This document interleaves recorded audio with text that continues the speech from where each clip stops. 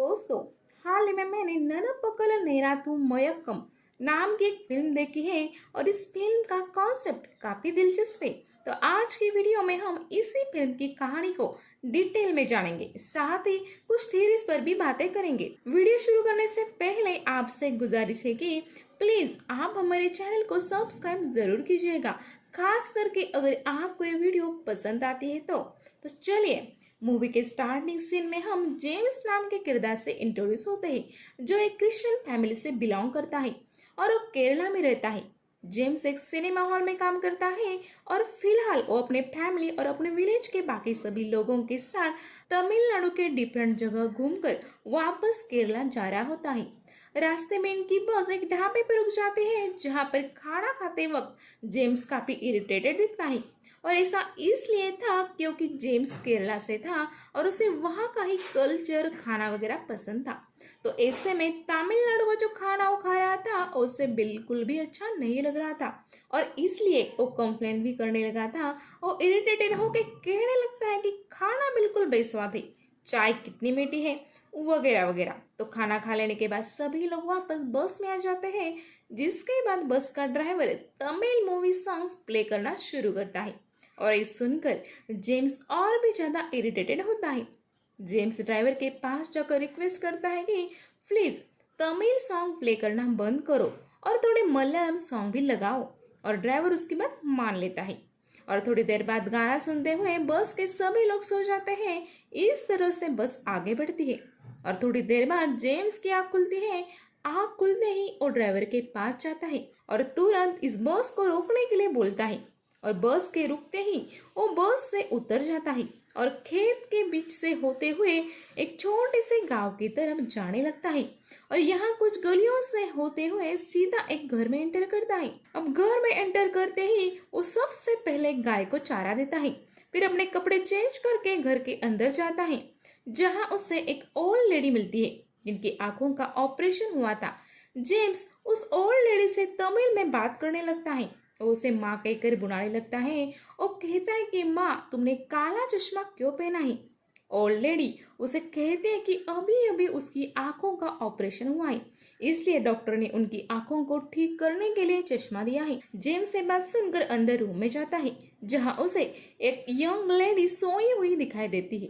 उस लेडी को देखकर उसके नाम को पुकारता है और कहता है कि कुंकुरी, क्या तुम अभी तक सो रही हो?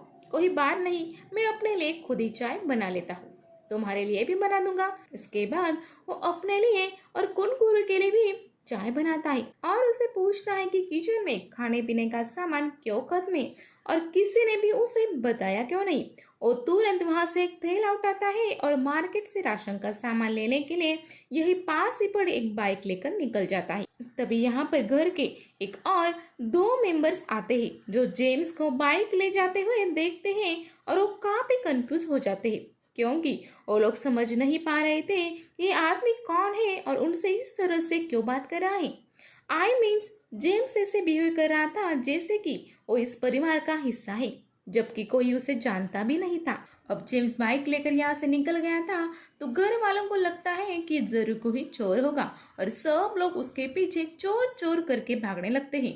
वही दूसरी तरफ बस में जेम्स की जो एक्चुअल वाइफ थी और बेटा था, वो बहुत ज्यादा परेशान हो जाते हैं और बस के सभी लोग जेम्स को ढूंढते हुए इस गाँव में एंटर कर जाते हैं। यहाँ जेम्स अपनी वाइफ और बेटे के सामने से उसी बाइक पर बैठकर ऐसे निकल जाता है जैसे उन दोनों को जानता ही ना हो। ये देखकर बस के लोग और गांव वाले सभी लोग काफी कंफ्यूज हो जाते हैं कि ये आदमी इतना अजीब बिहेव क्यों कर रहा है। वही कुनकुरी के घर की बात की जाए तो उसे ऐसा फील होता है कि जेम्स उसे जिस तरह से आवाज दे रहा था और ठीक वैसे ही है जैसे उसका हस्बैंड कल्याण सुंदरम आवाज दिया करता था। अब यहाँ सीन शिफ्ट होकर जेम्स पर आता है, जो कि गांव में एक खेत के अंदर जाता है और वहां की फसल चेक करने लगता है। जिसके बाद वो वापस विलेज के अंदर एक मंदिर में जाता है और क्रिश्चियन होने के बाद भी वो इस मंदिर में पूजा करने लगता है जैसे वो कोई हिंदू प्रीस्ट हो। यहाँ से निकलकर जेम्स एक कम्युनिटी हॉल में जाता है, जहाँ पर काफी सारे आदमी बैठकर बात कर रहे थे और जेम्स उन लोगों से इस तरह बात कर रहा था मानो वो सभी को जानता है। पर ये सभी लोग शॉक थे क्योंकि वो सब इसको जानते भी नहीं थे और जेम्स सभी लोगों को नाम से जानता था। अब जेम्स यहाँ से चाय की टपरी पर जाता है जहाँ वो एक चाय ऑर्डर करता है और यहाँ पर हम एक स्ट्रेंज चीज नोटिस करते हैं। थोड़ी देर पहले जेम्स जो कि तमिलनाडु की मीठी चाय से इरिटेट हो रहा था, वो एक चाय में खुद ही बहुत ज्यादा शक्कर डालता है और एकदम मजे से पीने लगता है। अब चाय पीने के बाद जेम्स गांव के अंदर आता है जहां पर वो कुछ लोगों के साथ तमिल गाने पर डांस करने लगता है और ये वही गाने थे जिन्हें सुनकर जेम्स बस में इरिटेट हुआ था। एनीवेज, दूसरी तरफ कुनकुरी की बेटी स्कूल से घर आती है जो अपने ग्रैंड पेरेंट्स और अपनी माँ को बहुत ज्यादा डांटती है क्योंकि कोई एक अनजान आदमी आज सुबह उनके घर आकर उनकी बाइक उठाकर ले गया और आप सब देखते रह गए। अब शाम होने पर जेम्स दारू के अड्डे पर जाता है और वो काफी दारू पीकर तमिल सॉन्ग पर डांस करने लगता है और साथ ही साथ तमिल मूवी के डायलॉग भी बोलने लगता है। रात होने पर वो राशन का सारा सामान लेकर घर वापस आता है और घर के बूढ़े आदमी से बोलता है कि मैं सारा सामान ले आया, अगली बार से सामान खत्म होने पर मुझे सही टाइम पर बता देना ताकि मैं राशन टाइम पर ले आओ। सभी जेम्स के बस वाले लोग वहां आ जाते हैं और जेम्स की वाइफ उसे कहती है कि आप तमिल लैंग्वेज में बात क्यों कर रहे हो और ऐसे क्यों बिहेव कर रहे हो जैसे कि आप हमें जानते ही नहीं। बाकी लोग भी जेम्स को जल्दी से वापस चलने के लिए कहते हैं क्योंकि उन सबको केरला जाना था। यहाँ पर कुनको गांव वाले भी जेम्स पर गुस्सा होने लगते हैं और उससे पूछते हैं कि तुम सुबह से गांव में ऐसे क्यों घूम रहे हो, जैसे तुम यही के रहने वाले हो, क्या तुम इस गांव में चोरी करने के इरादे से आए हो।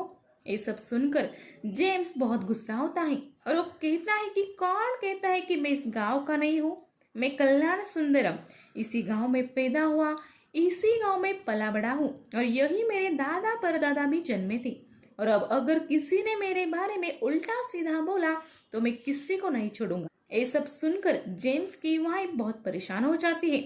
वही कुनकुरु की फैमिली काफी शॉक हो जाती है क्योंकि जिस कल्याण सुंदरम का नाम जेम्स ने अभी लिया था वो और कोई नहीं बल्कि कुनकुरु का पति था। यहाँ पर हमें पता चलता है कि लगभग 2 साल पहले कल्याण सुंदरम गांव से किसी काम के सिलसिले में बाहर गया था लेकिन वो वापस लौट कर नहीं आया, जिसके बाद गांव वालों ने कल्याण सुंदरम को खोजने की बहुत कोशिश की थी लेकिन उसका कुछ पता नहीं चला। लेकिन आज अचानक जेम्स इस गांव में एंटर कर गया है और ऐसे बिहेव करने लगा है जैसे कि वो कल्याण सुंदरम हो। ये सभी बातें सुनकर एक ओल्ड आदमी जेम्स की वाइफ और गांव वालों को कहता है कि मैं चाहता हूँ कि आप लोग जेम्स को आज रात यही रहने दें और सुबह होने तक का वेट करें, हो सकता है सुबह तक सब कुछ ठीक हो जाएगा।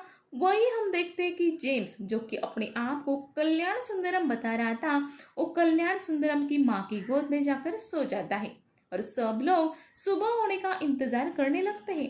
अब जेम्स सबसे पहले जल्दी उठकर अपनी गाय का दूध निकालता है, फिर उसे बेचने के लिए निकल पड़ता है लेकिन कोई भी उससे दूध नहीं खरीद रहा था क्योंकि सभी का कहना था कि उनके यहाँ कोई और दूध बेचने आता है। ये सुनकर जेम्स बहुत परेशान हो जाता है और मन ही मन में सोचने लगता है कि कल तक तो सभी लोग मुझसे ही दूध खरीद रहे थे, आज इन्हें क्या हो गया। इसके बाद जेम्स पोस्ट ऑफिस में निकल पड़ता है। अब जेम्स की सिचुएशन को देखकर गांव वाले समझ गए थे कि अभी तक जेम्स ठीक नहीं हुआ है। ऐसे में जेम्स के गांव वाले सजेस्ट करते हैं कि जेम्स के खाने में बेहोशी की दवा मिला देनी चाहिए, जिसके बाद वो बेहोश हो जाएगा और लोग उसे अपने साथ अपने गांव लेकर जा सकते हैं। वही जेम्स की बात की जाए तो पोस्ट ऑफिस पहुंच चुका था और यहाँ पर पैसे निकालने के लिए वो फॉर्म पर साइन करता है और उसे फिलअप करके अकाउंटेंट को देता है। अकाउंटेंट फॉर्म देखता है जिस पर कल्याण सुंदरम के सिग्नेचर थे जो कि मैच हो रहे थे, लेकिन जेम्स और कल्याण सुंदरम की शक्ल मैच नहीं हुई, इसलिए वो जेम्स को पैसे देने से मना कर देता है।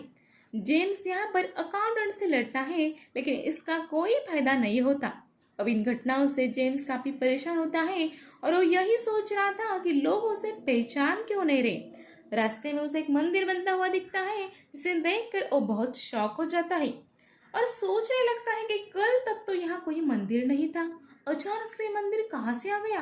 और वो अपने चेहरे पे हाथ रखता है तो उसे रियलाइज होता है कि उसकी दाढ़ी काफी बड़ी हुई है। इसलिए वो शेव करने के लिए एक सैलून पर जाता है और वहाँ बार्बर से कहता है कि अपने अंकल को बुलाओ क्योंकि मैं उन्हीं से शेव करवाता हूँ।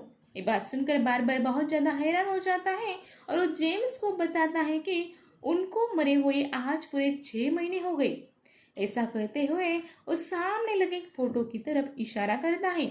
जेम्स उस फोटो को देखता है और उसे देखकर वो बहुत ज्यादा शॉक हो जाता है क्योंकि उस ओल्ड मैन की फोटो पर जो डेट मेंशन थी उसमें ईयर 2011 लिखा था, जबकि जेम्स के हिसाब से ये 2009 चल रहा था।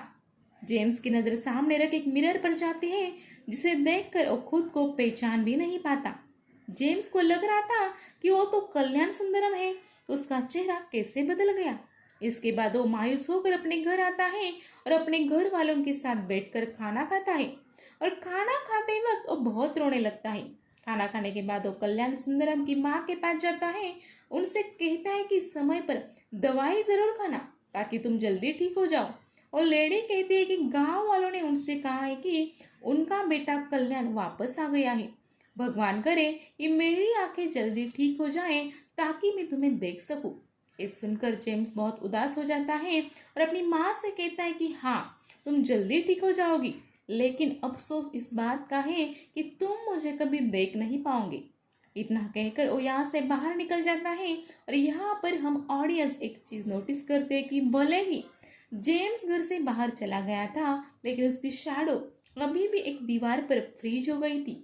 घर से निकलने के बाद जेम्स अचानक से नींद से उठ जाता है और उसे रियलाइज होता है कि वो किसी दूसरे गांव में है और उसके कपड़े वगैरह भी बदल गए हैं। और सामने खड़े अपनी वाइफ और बेटे को पहचान लेता है और उनसे पूछता है कि आखिर तुम लोग इस गांव में क्या कर रहे हो। और ये देखकर सब लोग समझ जाते हैं कि जेम्स वापस ठीक हो गया है, यानी कि वो अब कल्याण सुंदरम नहीं रहा।